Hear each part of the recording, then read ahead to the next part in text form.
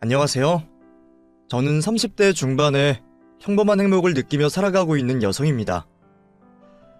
어쩌면 이 채널에 사연을 보내시는 모든 분들이 가장 어렵게 느끼는 일이 평범한 행복이 아닐까 싶습니다. 저 역시도 그랬어요. 어느 한순간의 일로 인해 깊은 수렁에 빠졌던 저는 다시는 이런 평범한 행복을 느끼지 못할 거라고 생각했죠. 그러다 제 생각보다 더 빨리 지금 느끼는 이 행복을 되찾을 수 있었네요. 이렇게 글로 적으려고 하기 전까지는 저에게 생긴 이 일이 있을 법하다고 생각되었는데 막상 글을 적으며 경험했던 일들을 떠올리니 하나하나 어려운 확률의 일이라는 걸 알게 되었습니다. 결국 이러한 낮은 확률의 우연들이 모여 지금의 행복을 느낄 수 있게 해주는 기적을 만든 것 같네요. 그러면 제가 다시 이 기적 같은 행복을 찾게 된 일에 대해서 지금부터 이야기해 보겠습니다.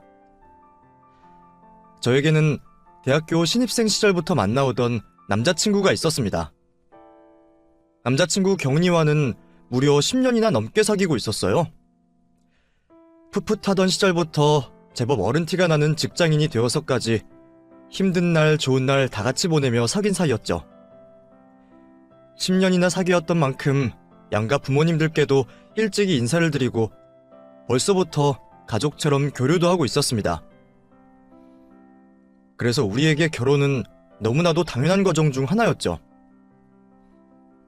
자연스럽게 결혼 약속을 하게 되었고 양부 부모님께도 긴장 하나 없이 편안하게 결혼에 대해 말씀을 드리며 10년간의 연애에 대한 결실을 맺을 날만 기다리고 있었습니다. 거기다 남자친구와 결혼을 계획하던 도중 제 뱃속에 소중한 생명까지 생기게 되며 그 어느 때보다 행복한 나날들을 보내고 있었죠. 길었던 연애 기간만큼 저와 남자친구 두 사람을 오랫동안 봐오셨던 부모님들께서도 각각 사위와 며느리가 될 저희에게 큰 선물을 주시려고 했어요. 특히 부유한 형편이었던 저희 부모님께서는 남자친구에게 비싼 결혼 선물을 해주셨죠. 외제 차량과 함께 비싼 시계, 옷 등을 선물로 먼저 해주셨습니다. 결혼 선물의 의미도 있었지만 지난 10년 동안 저에게 잘해준 고마움과 동시에 앞으로 결혼 생활을 잘 부탁한다는 뜻이 들어있는 선물이었죠. 그렇게 결혼식 날만 기다리며 모든 준비를 끝냈던 우리는 각자 친구들에게 청첩장을 나눠주며 결혼 축하를 받고 있었습니다. 그런데 그때 남자친구가 좀처럼 저와 같이 있는 시간을 집중하지 못했어요. 회사 일 때문인가 생각해서 배려도 해줬고 다른 힘든 일이 아닌지 걱정되어 물어도 봤죠. 하지만 남자친구는 아무 일 없다면서도 계속 무슨 일인가 신경을 쓰는 듯한 모습을 보였습니다. 그러다 언젠가부터는 저에게 무엇을 숨기는 듯한 태도를 보였죠. 10년 동안 연애를 하면서 서로 볼 꼴 못 볼 꼴 다 보아온 사이였기에 더 이상 숨길 일이 뭐가 있을까 싶었어요. 보통 제가 궁금해하면 어쩔 수 없다는 듯이 보여주는 남자친구였는데 이번만큼은 기를 쓰고 숨기려고 했습니다. 특히 10년 동안 바꾸지 않던 휴대폰 비밀번호까지 바꾸면서 꽁꽁 숨기려고 했죠. 뭐야? 너 휴대폰 비밀번호 바꿨어? 나 모르게 여자라도 만나고 있는 거 아니야? 그런 게 아니라면 10년 동안 똑같이 쓰던 휴대폰 비밀번호를 왜 바꿔? 아니야. 계속 한 비밀번호를 쓰면 안 될 것 같아서 그런 거야. 요즘에 해킹이 워낙 많다고 하니까 휴대폰 말고도 원래 쓰던 비밀번호 하나씩 바꾸고 있어. 그래? 그럼 지금 휴대폰 비밀번호 뭔데? 알려줘봐. 개인 사생활인데 그런 것까지 알려가면 안 되지. 이거 봐. 진짜 수상해. 너 진짜 여자 만나고 있는 거 아니야? 내가 그럴 사람이면 10년 동안 너한테 안 걸렸겠냐? 이제 평생 같이 붙어있을 텐데 그 정도 사생활은 지켜줘야지. 지금까지는 서로 집에 가고 떨어져 있는 시간이 있어서 모든 걸 공유한 거였고. 휴대폰 비밀번호 정도야 부부끼리 공유를 하지 않는 게 마음 상할 일은 아닌 것 같았는데 이제까지 모든 걸 공유하던 남자친구가 결혼과 동시에 내가 모르는 비밀이 생긴다고 하니 조금 서운하긴 했습니다. 그렇다고 제가 말했던 것처럼 여자가 있다고 남자친구를 의심하거나 그러진 않았어요. 저도 농담으로 한 말이었기 때문에 큰 의미를 두고 있지도 않았고 남자친구가 그런 짓을 할 거라고 생각하지도 않았죠. 그리고 남자친구의 말이 틀린 말도 아닌 것 같았습니다. 일찍이 결혼한 친구들을 보면 남편들이 답답한 행동을 하거나 화나는 행동을 하면 대화하던 방에서 남편들 흉을 보기도 했으니 저도 그렇게 되지 않으라는 법은 없었죠. 이것 또한 부부가 되는 과정이다 싶어 큰 생각이 없었어요. 그런데 그냥 무심코 넘기려는 저에게 남자친구는 계속해서 신경이 쓰이게 만들었습니다. 좀 과하다고 생각할 정도로 휴대폰을 쥐고 놓질 않았죠. 그러다 보니 무슨 일인가 제가 알아야 할 것 같았습니다. 남자친구는 알려줄 생각이 없는 것 같으니 제가 직접 알아내는 수밖에 없었죠. 며칠 동안 남자친구 행동에 관심이 없는 척을 하며 휴대폰 비밀번호를 훔쳐보게 되었고 몇 가지 숫자들을 추릴 수 있었습니다. 이제 남자친구의 휴대폰만 몰래 가져가 확인을 해보면 되었죠. 기회만 엿보고 있던 저는 남자친구가 낮잠 자는 틈을 타서 휴대폰을 가지고 화장실로 들어가게 되었고 몇 차례 시도 끝에 휴대폰 비밀번호를 풀 수 있었습니다. 그리고 안에 들어있던 대화들을 확인해보며 무슨 문제인지 알아내기 시작했죠. 그런데 휴대폰을 열자마자 남자친구가 꽁꽁 숨겨왔던 비밀을 알아낼 수 있었습니다. 절대 그런 일은 없을 거라고 확신을 해오던 여자 문제였어요. 남자친구는 연락을 하고 있는 여자에게 협박을 당하고 있었습니다. 매번 연락해오는 메시지를 삭제하는지 이전 대화들까지 확인해볼 순 없었지만 남아있는 대화 내용으로 유출을 해봤을 때는 두 사람이 만남을 가진 적이 있었고 남자친구가 협박을 당한다는 것까지 알아낼 수 있었죠. 남자친구의 군생활 시절을 제외하고 떨어진 적도 없었고 남자친구가 여자에게 관심을 보이는 모습도 보지 못했었습니다. 그래서 일방적인 스토킹 문제일 수도 있겠구나 싶었어요.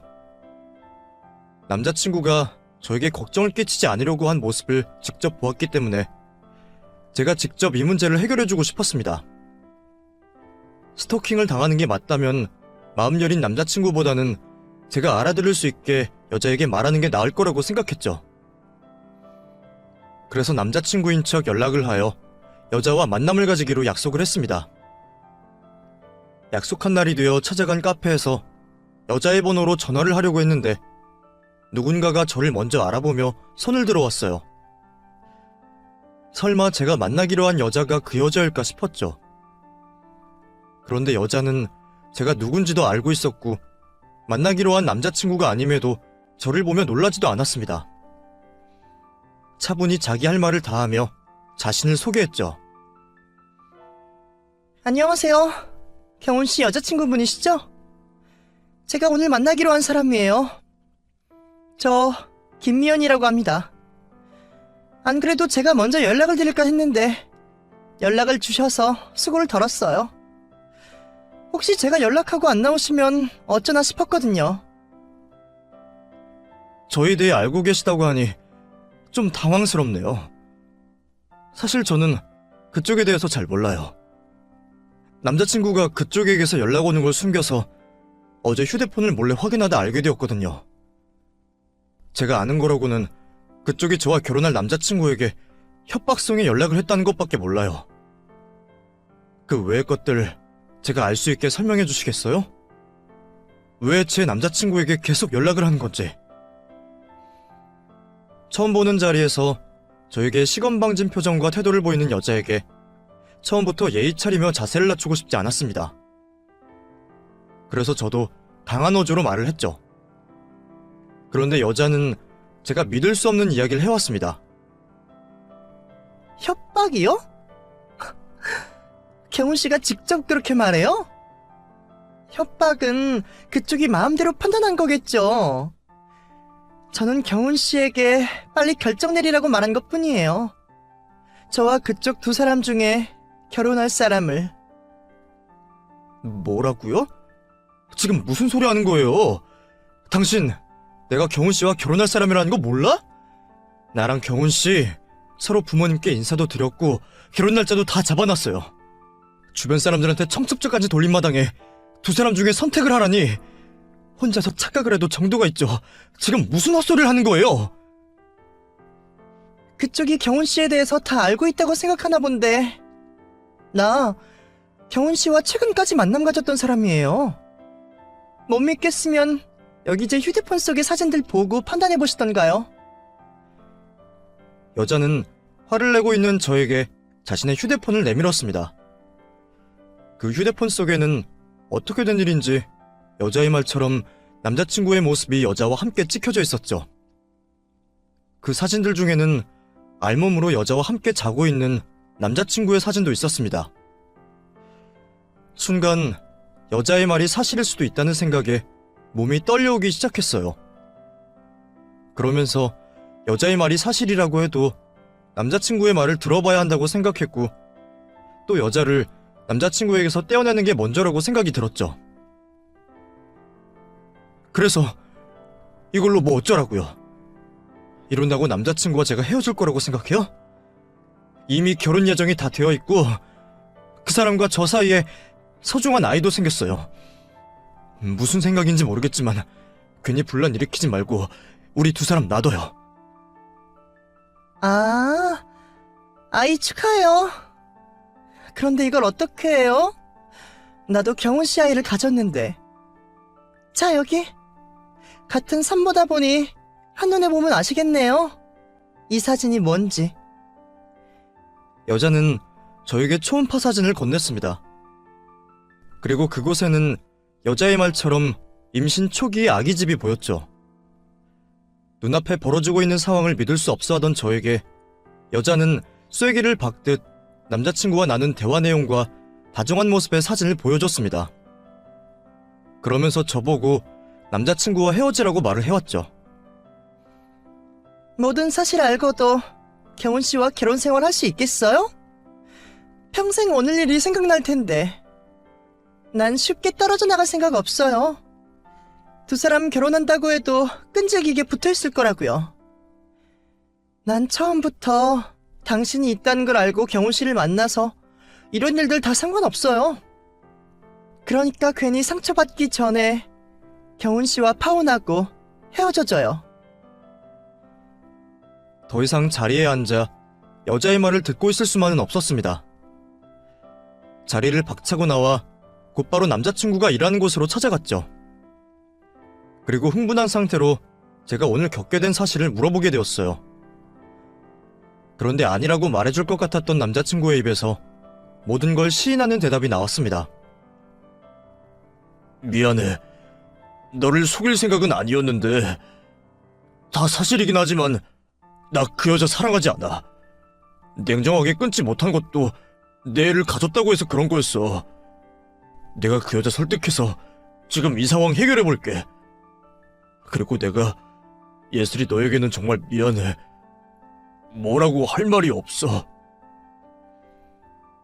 남자친구의 대답과 동시에 저는 충격을 받아 쓰러지고 말았습니다. 정신을 차리고 일어나 보니 부모님께서 병실에 계셨어요. 그리고 하복부가 찢어질 듯한 충격이 왔죠. 부모님께서는 아파하는 저를 보고 말없이 안아주시며 눈물을 흘리셨습니다. 부모님의 이상한 모습에 그제서야 뱃속 아이가 무사한 건지 물어보게 되었죠. 그리고 제가 유산을 하게 되었음을 알게 되었습니다. 제가 쓰러졌다는 소식을 듣고 병원으로 오신 부모님께서도 모든 사실을 아시게 되었고, 그날 당장 남자친구와 파혼을 하라는 말씀을 하셨습니다. 저 역시 아이를 잃게 된 슬픔에 모든 원인이 남자친구에게 있다고 생각했죠. 남자친구와는 파혼을 하게 되었고, 그동안 해왔던 결혼 준비는 다 물거품이 되었습니다. 병원 치료를 받으며 몸은 빠르게 회복되어 갔지만 마음의 상처는 벌어진 상처 그대로였습니다. 10년간 만나오고 결혼까지 예정했던 남자친구에게 받은 배신감이 너무 커서 울고 싶지 않았지만 눈물은 마를 날 없이 흘러나왔어요. 그렇게 매일같이 눈물을 흘리며 소중한 내 아이를 그리워하는 날이 지나갔죠. 3개월 정도 시간이 흘렀을 때 남자친구에게서 다시 연락이 왔습니다. 지난 일을 사죄하고 싶다면서 말이죠. 그러면서 자신이 여자에게 속았다는 헛소리를 하며 저와 다시 잘해보고 싶다는 말을 해왔습니다. 아이까지 잃게 만든 남자친구의 뻔뻔한 모습에 참을 수 없는 화가 났던 저는 할 수 있는 욕을 다 해가며 내 인생에서 꺼져달라고 했죠. 어떤 식으로 용서를 빌더라도 이를 받아줄 수 없었습니다. 그날을 마지막으로 남자친구와는 완전히 관계를 정리하게 되었어요. 이후 다시 회사를 다니며 정상적인 생활을 해보았지만 너무 큰일을 겪었던 탓에 좀처럼 정신을 차리기 어려웠습니다. 부모님께서도 그런 제가 걱정이 된다며 마음을 회복할 수 있는 시간을 가지길 원하셨죠. 저도 치료를 받고 쉴 수 있는 시간이 필요하다고 생각이 들었어요. 그래서 부모님의 조언대로 퇴사를 한 이후 정신과 치료를 받으며 이전의 일들을 잊고 받아들이는 시간을 가지게 되었습니다. 이후 3년이라는 시간이 흘렀습니다. 아이를 잃었던 일은 잊을 수가 없어 가슴 한켠에 고이 간직해두었고 그 외에 다른 일들은 잊고 새로운 출발을 하게 되었죠. 휴식을 가지는 동안 다양하고 많은 종류의 책을 읽을 수 있었던 저는 다시 회사에 취직을 하지 않고 작은 독립서점을 운영하며 사람들 각각 마음속에 가지고 있는 여러 감정에 도움이 되는 책들을 소개하는 일을 하게 되었어요. 가게의 외관을 보고 찾아와 주시는 손님들은 많았지만 구매까지 이어지는 손님은 몇 없어 단골들과 가깝게 어울리며 마음속 마저 남은 상처를 치유하고 있었죠. 서점을 찾는 단골 손님들 대부분이 책을 읽고 난 뒤 서로의 생각을 이야기하는 걸 좋아하시는 편이라 책에 관해서 이야기도 하고 서로의 일상이나 고민거리도 공유를 했는데 유독 한 단골 손님만 말없이 가게를 찾아 책만 사고 가시곤 했습니다. 사람들 저마다 성격이 다르니 저도 이를 배려해서 다른 질문 없이 그 남자 손님께서 조용히 책을 고를 수 있게 간섭하지 않고 있었죠. 그런데 어느 날 평소와 같이 서점을 들린 남자 손님께서 자리에 가만히 서서 한참 동안 멍하니 있는 겁니다. 무슨 문제라도 있나 싶었던 저는 손님께 다가갔는데 남자 손님은 제가 바로 옆으로 다가갈 때까지 정신을 차리지 못했어요. 제가 작게 헛기침을 하자 그제서야 정신을 차렸죠. 그리곤 저에게 이전까지 말하지 않던 책 추천을 해달라고 부탁했습니다. 평소와 다른 모습의 남자 손님이 걱정되었어요. 아마 얼마 전까지 저에게도 매일 보였던 모습이었기 때문에 더 신경이 쓰였는지도 모르겠습니다. 저 역시 어느 순간 초점을 잃은 채 멍한 시간을 보낸 적 많았기 때문에 그 손님 역시 무슨 일인진 몰라도 힘든 일을 겪고 있다는 걸 알 수가 있었죠. 그래서 제가 개인적으로 가지고 있는 책이 도움이 될까 싶어 이야기를 하고 책을 빌려주게 되었어요. 그날 그 일을 계기로 서점을 찾는 남자 손님과는 종종 대화를 나눌 수 있었고 다른 단골 손님들처럼 일상 이야기를 하는 사이가 되어갔습니다. 그 남자분의 이름은 준형 씨였어요. 준형 씨는 서점 가까이에 있는 건물에서 변호사 일을 하고 있었죠. 결혼도 하고 아이도 있다고 했습니다. 누가 보더라도 걱정 하나 없어 보이는 삶을 살고 있는 준형 씨였지만 고르는 책은 항상 어려운 상황에서 새로운 출발을 시작하거나 가족 간 문제 해결을 찾는 책을 찾고 있었죠. 처음에는 단순히 책을 고르는 취향일 거라고 생각했는데 항상 어두운 표정을 하고 있는 준형 씨를 보며 사람들에게 말하지 못하는 문제가 있는구나 싶었죠. 책으로 하게 되는 간접 경험으로 충분히 위로를 받을 수 있다는 걸 몸소 체험했던 저는 걱정스러운 준형 씨에게 도움이 될 만한 책들을 소개해줬어요. 준형 씨에게 도움이 될 만한 책이라면 직접 찾아봤고 우리 서점에 들어오지 않는 책들도 추천해주었죠. 제가 신경을 써준 모습에 우리 두 사람 사이가 조금 더 가까워졌다고 생각했는지 준형 씨는 자신이 처한 상황과 가지고 있는 고민을 저에게 조금씩 말해주었습니다. 오늘은 전혀 다른 주제 책을 고르셨네요. 이전까지 문제되셨던 게 해결되셨나봐요. 아니요. 그냥 분위기 전환하면 나을까 싶어서요. 매일 마주치는 고민인데 해결될 리가 없죠. 네? 제가 가진 고민 아내이거든요. 이혼 소송하려는데 쉽지가 않네요. 변호사인 놈이 소송 가지고 쉽지 않다고 하는 게 좀 우습죠. 부부 둘만 있으면 진작에 해결되었을 일인데 중간에 아이가 있으니 이게 생각처럼 쉽지가 않네요. 이혼 소송이라니 의외였어요. 어떻게 된 일인지 궁금하긴 했지만 부부 사이의 일이니 더 물어봐서는 안 된다고 생각했죠. 그런데 준영 씨가 먼저 저에게 자신의 고민 상담을 해왔습니다. 제가 말할 곳이 없어서 그러는데 예슬 씨한테 고민 좀 털어놔도 될까요? 대꾸 안 해줘도 되고 할 일 있으면 하셔도 돼요. 그냥 어딘가에는 말을 해야 하는데 가정사이기도 하고 또 변호사라는 놈이 이런 일로 고민을 하고 있으니 우습게 보일까봐 누구한테도 말을 못해서요. 사실 저도 평범한 사람인데 직업이 변호사라는 이유만으로 사생활이든 사회생활이든 완벽한 모습을 보여줘야 해서 이런 말하기가 힘들어요. 그래서 지인들에게 말도 못하고 지금까지 책에서 위안을 얻고 해결할 방법을 찾고 있었어요. 그런데 예슬 씨에게는 말을 할 수 있을 것 같아서요. 들어주기만 하라는 준영 씨의 부탁이 어려운 일도 아니었으니 당연히 승낙을 했죠. 그렇게 어떤 이유에서 준영 씨가 힘들어하고 있는지 알게 되었습니다. 준영 씨는 자신이 살고 있는 아내에게 속아서 결혼을 한 것 같다고 했어요. 결혼 전까지만 해도 자신에게 무척이나 잘해주던 아내가 결혼을 하고 난 뒤로 한순간에 변했다고 했죠. 혼인신고를 하고 얼마 지나지 않아 연애 때 모습은 온데간데 없어졌다고 했습니다. 조금씩 늘어가던 사치는 더는 지켜볼 수만은 없을 정도로 늘어갔고 아내의 처가 식구들의 생계까지 도움을 주고 있다고 했죠. 연애 때는 도시락까지 선수 챙겨주던 아내가 결혼 후 매번 배달음식과 냉동요리로 모든 걸 대신한다고 했습니다. 결혼 초 이혼을 생각했지만 혼전 임신으로 생긴 아이 때문에 그 결정을 쉽게 할 수 없었다고 해요. 결국 참다 못해 한 집안의 안주인으로서 최악의 모습을 보여주는 아내와 이혼을 하려고 했지만 아이를 인진 삼아 이혼을 못한다며 버티고 있다 말했습니다.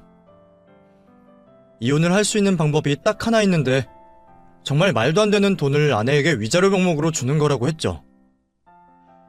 결국 아이를 위해서라도 아내와 잘 지내보려 했지만 자신이 아무리 노력을 하려고 한들 나아지는 모습이 없다고 했습니다. 아내와 더는 안 될 것 같아 아내에게 이혼 의사를 밝히고 최대한 원활하게 이혼할 수 있는 방법을 찾아보고 있지만 아이 문제로 인해 많이 복잡하다고 했어요. 준영 씨의 이야기를 들어보니 결혼을 하고도 사는 게 쉽지 않다는 걸 느꼈습니다. 그리고 혼자서 어떻게든 잘해보려 노력을 해보고 있는 준영 씨가 안쓰럽게 느껴졌어요. 그날 이후 준영 씨가 서점에 올 때면 한 번이라도 더 좋은 말을 해주었고 신경을 써주게 되었죠. 그러다 보니 서로 농담도 주고받고 다른 사람들과도 같이 어울리는 사이가 되어 있었습니다. 그러면서 준영 씨가 힘을 잃지 않게 위로를 해주며 힘을 내라 응원도 하고 있었죠. 하지만 이번에도 아내가 아이를 데리고 인지를 삼아 이혼을 거부한 탓인지 준영 씨의 안색은 날이 갈수록 좋아지지 않았고 평소 가지고 있는 생각도 안 좋은 쪽으로 흘러갔어요. 이런 상황에 제가 하는 어떤 말이 위로가 될까 싶었고 제 인생의 최악의 순간을 견뎌냈던 이야기를 준영 씨에게 해주게 되었죠. 준영 씨에게 도움이 되었으면 한 말이었지만 결국 제가 울음을 터뜨리며 끝나게 되었지만요. 그런데 그날 이후 서로의 치부를 알게 되었던 우리는 점점 더 가까워지게 되었습니다. 그리고 더 이상 가까워지면 안 된다는 것도 깨닫게 되었죠. 그러려고 하지 않았지만 자연스럽게 준영 씨에게 향하는 마음은 날이 갈수록 서로를 더 자세히 알게 되어 갈수록 커져만 갔습니다. 하지만 준영 씨는 아직 아내가 있는 유부남이었어요. 유부남이란 이유 하나만으로도 제가 준영 씨에게 마음을 품어서는 안 된다는 걸 알고 있었습니다. 게다가 과거에 저는 결혼을 앞둔 상태에서 예비 신랑이 했었던 외도로 인해 파혼을 하고 아이까지 잃게 된 경험을 한 적이 있었죠. 이미 아내에게 마음이 떠난 준영 씨와 결혼을 앞두고 있었던 전 남자친구의 상황이 다르다곤 하지만 어찌되었건 아직은 유부남인 남자에게 마음을 품고 주어서도 안 된다고 생각했죠. 그래서 준영 씨에게 하는 행동 하나, 말하는 단어 하나 조심히 쓰며 준영 씨에게 향하는 마음을 접으려고 했어요. 조심했던 사람은 저뿐만이 아니었습니다. 준영 씨 역시 저만큼이나 자신의 행동을 조심히 하려고 했어요. 그런 모습을 보며 준영 씨 또한 저에게 마음이 있다는 걸 알아차렸지만 그럴수록 저는 더 조심을 하려고 또 마음을 끊어내보려고 했죠. 그러다 실수를 하게 된 일이 생기게 되었습니다. 서점을 닫는 시간이 다 되어 정리를 하고 있던 중이었어요. 그때 누군가가 잠겨있는 서점 문을 두들겨 왔죠. 이 시간에 서점에는 무슨 일인가 싶어서 밖을 나갔는데 준영 씨가 살짝 취기 오른 모습으로 서 있었습니다. 준영 씨? 이 시간에 여긴 어쩐 일이세요? 혹시나 해서 왔는데 아직 예슬 씨가 계셨네요. 내가 좀 많이 힘들어서 이렇게 찾아왔어요. 아시다시피 내가 예슬 씨 외에 내 이야기를 말해줄 수 있는 사람이 누가 있겠습니까? 내가 여기 있는 책 전부 다 살 테니 오늘 제발 거절 말고 내 고민 좀 들어봐줘요. 네? 한눈에 봐도 아내와 이혼 관련된 일로 힘이 들어 술을 마신 것 같았습니다. 처음에는 술을 깬 이후 맑은 정신에 이성적으로 생각을 하며 가지고 있는 고민을 이야기해보자고 했지만 준영 씨는 말을 듣지 않았어요. 제가 거절을 한다면 자기 혼자서라도 주절거리며 말하겠다며 취한 발걸음을 옮기려고 했죠. 혼자 보내기 걱정이 되었던 저는 어쩔 수 없이 준영 씨 고민을 들어주게 되었습니다. 가정을 파탄내는 아내로 인해 하루하루 목이 조여오는 것 같은 삶을 살면서도 아이를 인질 삼아 협박하는 아내 때문에 결혼을 끝내지 못한다며 준영 씨는 유독 그날 더 많이 힘들어했어요. 저도 준영 씨를 위로해주며 한두 마디씩 하게 되었고 제 과거사가 준영 씨 이야기와 겹쳐 보이게 되며 과몰입을 하게 되었고 결국 우리 두 사람 모두 과음을 하게 되었죠. 그러곤 필름이 끊기게 되었습니다. 다음날 아침 머리가 아파 잠에서 깨어났는데 평소 아침과 다르다는 걸 깨닫게 되었습니다. 이불 밑으로 본 몸은 실오라기 하나 걸치지 않았고 옆에는 준영 씨가 잠들어 있었죠. 기억이 끊긴 채 실수를 하게 된 거예요. 그 순간 저를 미워하지 않을 수가 없었습니다. 제가 직접 겪은 적이 있고 그로 인해 용서할 수 없는 행동을 저 스스로 했으니 말이죠. 실수였다고 하나 아직 유부남인 남자와 밤을 보냈다는 사실에 저는 집에서 나와 저 스스로를 자책하게 되었죠. 그날 이후 서점도 잠시 휴업하게 되었고 걸려오는 준영 씨의 전화도 피하게 되었습니다. 그런데 문제는 그날 이후 제 몸에 변화가 있었다는 거였어요. 임신까지 하게 된 거였죠. 엎친 데 덮친 꼴이었지만 이럴 때일수록 정신을 똑바로 차려야 했습니다. 뱃속의 아이를 어떻게 할 수 없었고 준영 씨는 유부남이었으니 제가 홀로 아이를 키우기로 결심했죠. 준영 씨에게는 어떠한 책임도 묻지 않으려고 했습니다. 또 저 때문에 아내와 있어 이혼 문제가 더 불거지는 것도 원하지 않았죠. 하지만 자신의 아이가 있다는 건 준영 씨도 알아야 한다고 생각했어요. 그래서 오랜만에 준영 씨에게 전화를 걸어 만남을 가지게 되었죠. 그날 이후 연락이 없어서 당황도 했고 걱정도 했어요. 나 때문에 생긴 일인데 예슬 씨가 피해를 보는 것 같아서. 아니에요. 저도 똑같이 실수를 했는데요. 제가 이렇게 준영 씨와 어색한 자리를 만들게 된 건 준영 씨가 알아야 하는 일이 생겨서 말씀을 드려야 할 것 같아서요.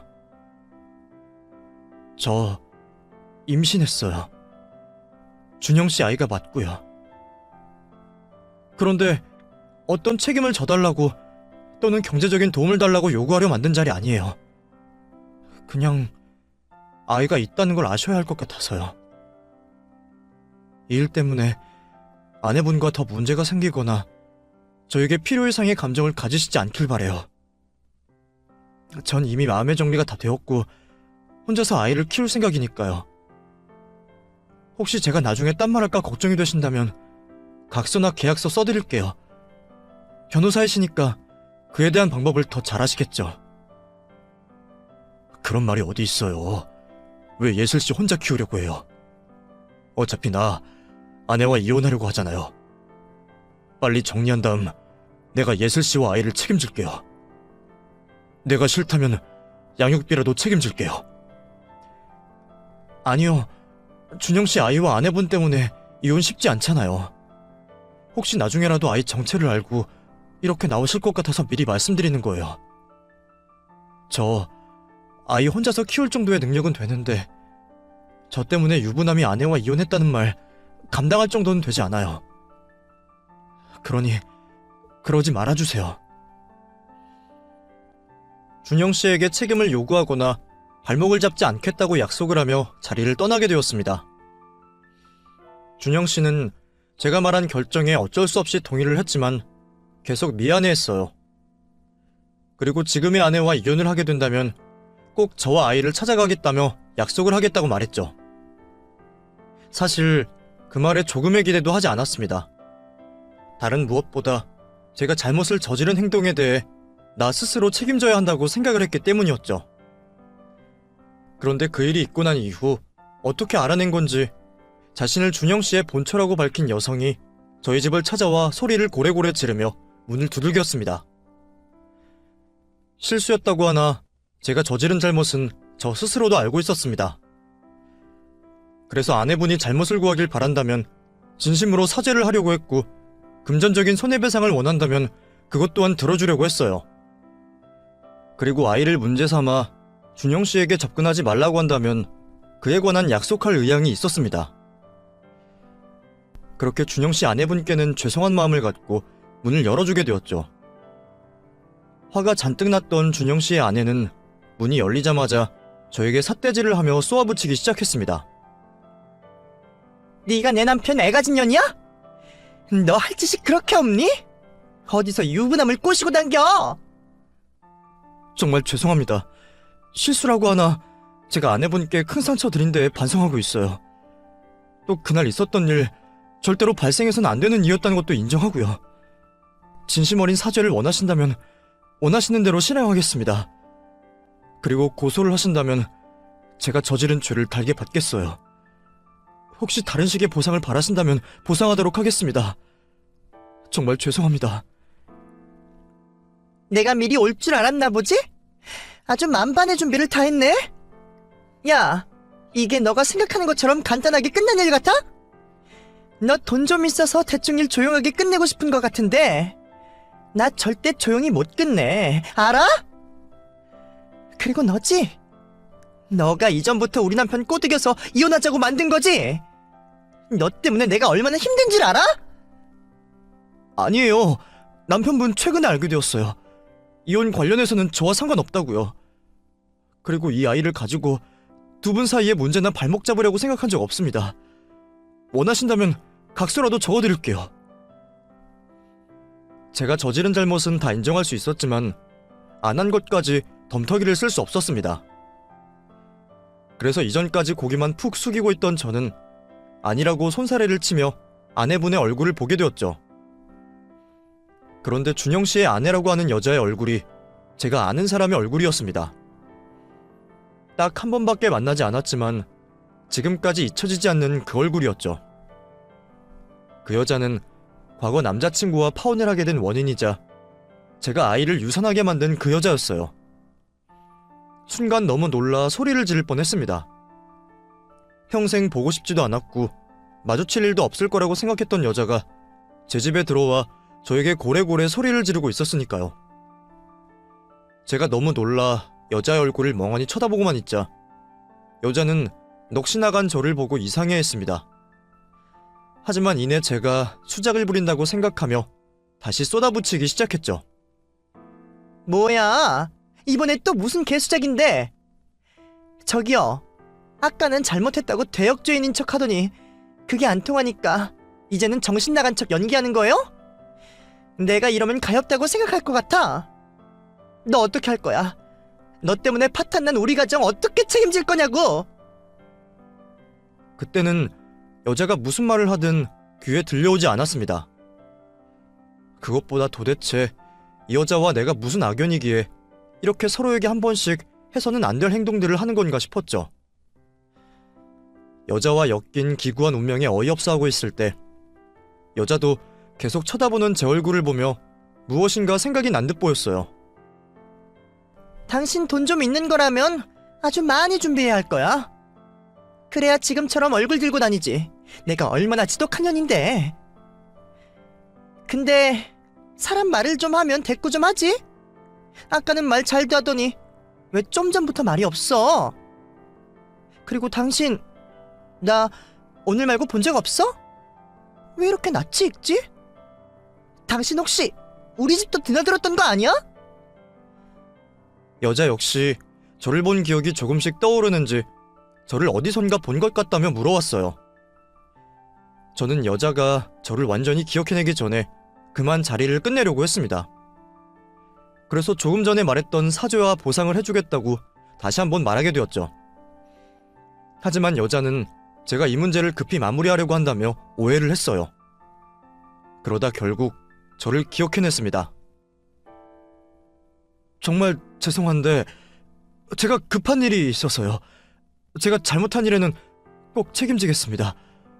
아까 말한 것처럼 피해를 끼친 만큼 사죄드리겠고 피해 보상도 원하시는 대로 해드릴게요. 내가 당신 말을 어떻게 믿어?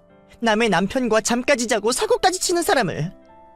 여기 이 자리에서 각서를 쓰던가 아니면 당장 내 통장에 돈이라도 넣어주던가. 나 그전까지는 한 발자국도 여기서 못 나가. 알아? 혹시나 해서는 말인데 지금 내 앞에서만 보상하겠다, 사죄하겠다 말해놓고 야반도주에서 입 싹 닦을 생각이면 꿈도 꾸지 마. 내가 당신 이렇게 똑똑히 보고 기억을 하고 있으니까. 당신이 왜 여기 있지? 잠깐만, 당신 그 여자 맞지? 당신 예전에 나랑 카페에서 내가 오늘 미리 잡아둔 약속이 있는 걸 깜빡했네. 나중에 내가 다시 연락할 테니 오늘 말한 보상과 사과 준비해놔요. 알겠죠? 여자는 저를 알아보고는 횡설수설하며 말을 이어가지 못했습니다. 그러더니 선약이 있다는 핑계를 대고는 급히 자리를 떠났죠. 여자 역시 저만큼이나 많이 당황한 듯 보였어요. 하기야 어느 누가 불편할 수밖에 없는 사람과의 만남을 연속적으로 가지고 싶겠습니까? 여자가 집을 황급히 떠나간 이후 저는 여자와 계속되는 악연과 제 실수로 인해 꼬여버린 인생으로 인해 머리를 아파하고 있었죠. 어떤 생각도 하고 싶지 않았는데 가만히 눈을 감고 있으면 계속 여자의 얼굴이 떠오르며 단 한시도 생각을 멈출 수가 없었습니다. 그런데 그때 무엇인가 이상한 점을 깨달았어요. 제가 준영 씨에게 듣기로는 아이의 나이가 이제 3살이 조금 넘어가고 있었습니다. 그런데 3년 전이라면 여자의 뱃속에 전 남자친구의 아이가 생겼다며 저에게 파혼을 해달라고 말을 해왔을 때였어요. 여자가 전 남자친구와 헤어진 후 또는 전에 임신을 했다고 계산을 해보아도 지금 준영 씨 아이가 있다는 건 말이 되지 않았습니다. 이 일에 대해서 좀 더 확인을 해봐야 한다고 생각했어요. 그래서 준영 씨에게 전화를 하여 아이의 생위를 확인하게 되었고 동시에 전 남자친구의 연락처를 수소문하여 전화를 걸게 되었죠. 저에게 용서를 구했던 날 이후 전 남자친구와는 연락을 처음으로 해보는 거라 어색한 분위기만 흘렀습니다. 저 역시 그 여자와 전 남자친구 사이에 있었던 일을 어떻게 물어봐야 하는지 몰라 난감해하고 있었죠. 한참을 본론으로 들어가지 못하고 의미 없는 말만 주고받다 눈 딱 감고 과거 일에 대해 물어보게 되었어요. 처음 제 이야기를 듣고 당황했던 전 남자친구는 다행히 저에게 다른 이유를 묻지 않고 여자와 있었던 이야기를 들려주었습니다. 여자를 처음 만나게 되었던 건 한 카페였다고 했습니다. 연락처를 주고받은 것도 어쩔 수 없었다고 했죠. 카페에서 친구들과 있던 도중 주차장에서 접촉사고를 일으켰다는 여자의 연락을 받게 되면서 그날부터 사고 관련으로 연락을 하게 되었다고 하네요. 당시 저와 사귀고 있고 미래를 약속한 상황이었기 때문에 관심을 보이며 연락을 해오는 여자를 적당히 무시를 했다고 해요. 결혼할 사람이 있다는 걸 은연중에 확인시켜주면서 말이죠. 그런데 여자가 자신에게 관심이 없다고 말을 해왔다고 합니다. 관심이 있었던 건 그 자리에 같이 있었던 경훈이의 친구라면서 말이죠. 그 말에 경훈이는 괜한 오해를 한 것 같아 머쓱해하면서 안심을 했다고 합니다. 그리고 자신의 친구와 잘 될 수 있게 밀어주기로 했고요. 자신이 괜한 오해를 한 것에 대해 여자에게 미안했던 경훈이는 친구에 대해 이야기를 듣고 싶어 한다며 자신을 부른 여자와 만남을 가지게 되었다고 했죠. 그날 이후 여자는 그 친구와 연애가 잘 안 되는 척을 하며 수시로 경훈이를 불렀다고 했습니다. 그렇게 경훈이 경계심을 무너뜨린 여자는 일부러 술에 취한 척 행동을 했고 남자친구를 유혹했다고 했죠. 결국에 그 유혹에 넘어간 사람은 경훈이었지만 말이죠. 그날 이후 저 모르게 만남을 가지게 되었다고 합니다. 저와 결혼 전까지만 즐기려고 생각을 했다고 하네요. 그런데 실수를 하게 된 것인지 여자가 자신에게 초음파 사진을 보여주며 아이를 가졌다고 말을 했다고 했어요. 그러면서 협박을 해왔다고 했습니다. 여잔 이미 경훈이와 관계를 맺게 되었을 때부터 저의 존재를 알고 있었기 때문에 아무런 상관이 없지만 여자의 존재를 몰랐던 제가 이 사실을 알게 된다면 파혼을 하지 않겠냐며 자신과 결혼을 하자고 말했다고 하네요.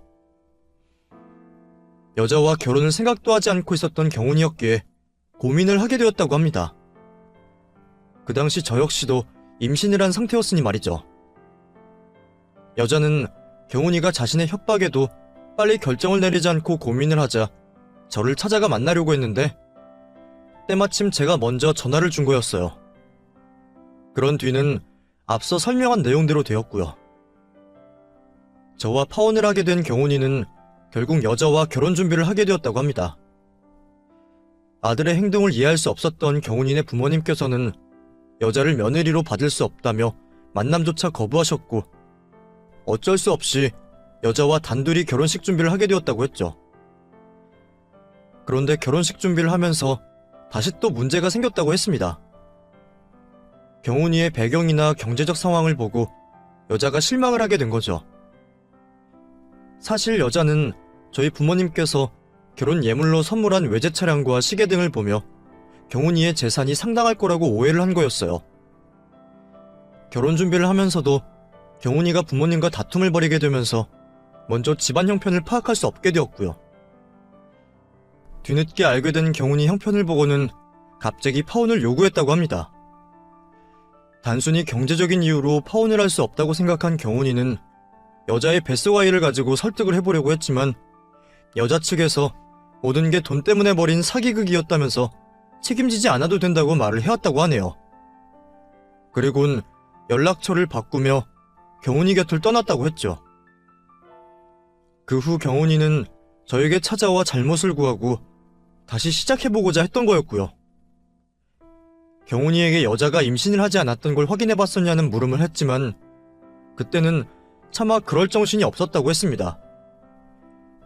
그런데 설마 임신을 한 여자가 아이를 키울 돈을 요구하지도 않고 책임지겠다는 남자도 싫다고 하겠냐며 당연히 거짓말이라고 생각을 했다고 했죠.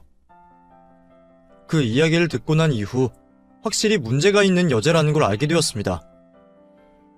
경훈이에게 임신을 하게 되었다고 한 날과 준영 씨의 아들이 출산한 날이 딱 임신 기간과 일치를 했거든요. 당장 준영 씨의 친자라고 생각했던 아이부터 의심해야 할 상황이었습니다. 곧바로 준영 씨에게 전화를 걸었죠. 예슬 씨, 미안해요.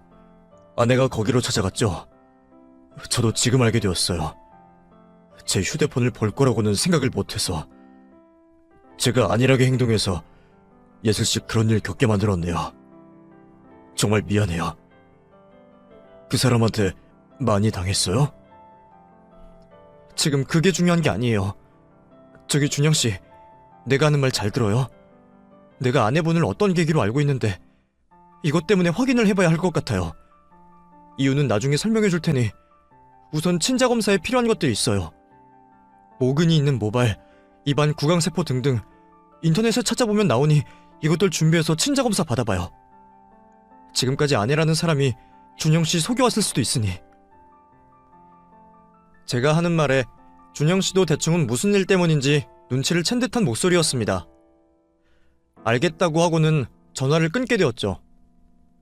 이후 준영씨에게 친자 검사를 받게 되었다는 짧은 문자를 받을 수 있었습니다. 그 사이 괜히 준영씨와 연락을 하다 여자에게 걸려 괜한 문제를 만들고 싶지 않았던 저는 검사 결과가 빨리 나오기만을 기다리게 되었죠. 그렇게 기다린 검사 결과 준영씨의 아이가 친자가 아니라는 검사 결과를 받게 되었습니다. 그 검사 결과를 받고 나서야 준영씨가 저에게 전화를 걸어왔죠. 오늘 검사 결과가 나왔는데 제 자식이라고 생각했던 민호가 제 아이가 아니라고 합니다. 예슬씨가 이걸 어떻게 알았던 거예요? 그리고 아내를 알고 있다니요. 아내분 보통 여자 아니에요. 제가 예전에 말했던 결혼하려고 했던 전 남자친구와 바람을 폈던 여자, 바로 그 여자가 준영씨 아내인 김미연 그 여자였어요. 거기다 준영씨가 그 여자와 만났던 시기와 전 남자친구와 바람을 폈던 시기가 같아요. 또 계산을 해보니까 제가 전에 말했던 것처럼 저한테 남자친구 아이를 임신했다고 한 시기와 준영씨 친자라고 생각한 아이의 생일이 딱 맞아떨어지고요. 그러니까 두 사람을 동시에 만나고 있었던 거예요. 제가 직접 전 남자친구에게 연락해봤어요. 그런데 김연 그 여자가 자신을 떠난 이유가 자신이 부재가 아니라는 걸 알고 난 뒤라고 했어요. 그 여자가 전 남자친구와 준영씨를 저울질하고 있었던 거라고요. 물론 아이가 누구의 아이인지는 저도 모르고 있었지만 나중에 여자가 검사를 못하게 할 것 같아서 미리 확인을 해본 거고요. 이거면 준영씨 이혼하는 데 도움 될 거예요. 혹시 필요로 하신다면 제가 전 남자친구 연락처를 드릴게요. 아마 제가 도와달라고 하면 도움을 줄 거고요.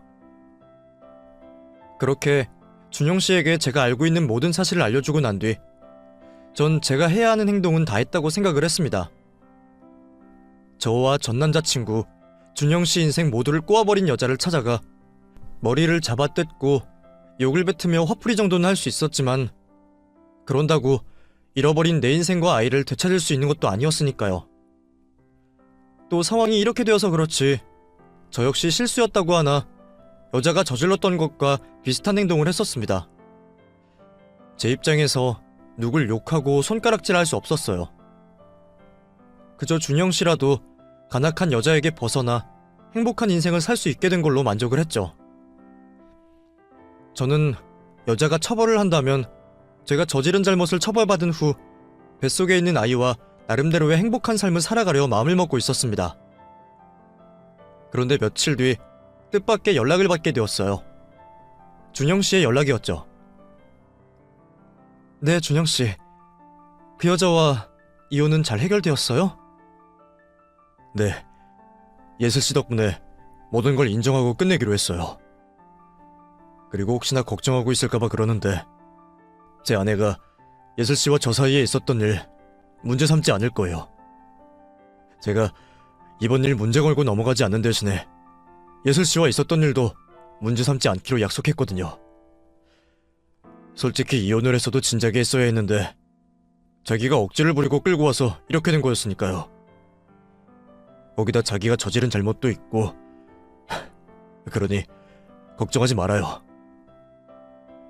잘못한 일이 잘 해결되었다고 하니 무슨 말을 해야 할지 모르겠네요. 신경 써줘서 고마워요. 그리고 저번에 한 약속 제가 지키려고 하는데. 네? 약속이요? 저 예슬씨가 저에게 마음이 있다는 거 이전부터 알고 있었습니다. 예슬씨도 제 마음 알고 있었을 거라 생각하고요. 이전까지는 제가 이혼을 하지 못해서 어쩔 수 없이 서로의 마음을 숨겼지만 이제 더는 그럴 필요가 없잖아요.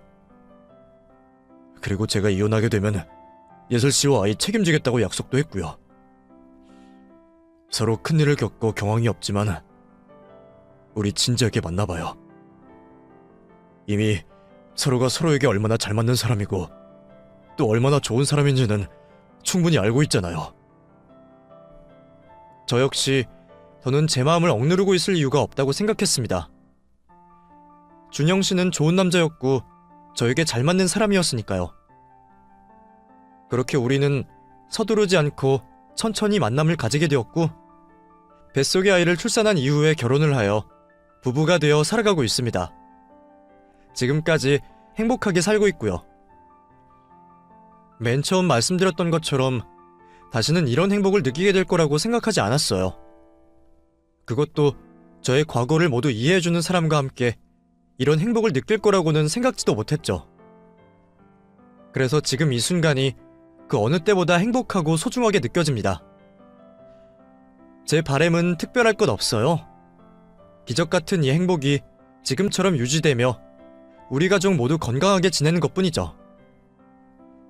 그러면 여러분들께서도 사랑하는 가족과 행복하시길 바라며 저는 이만 글을 마무리하도록 하겠습니다. 그럼 건강하시고 행복하시길 빌며 끝내겠습니다. 감사합니다.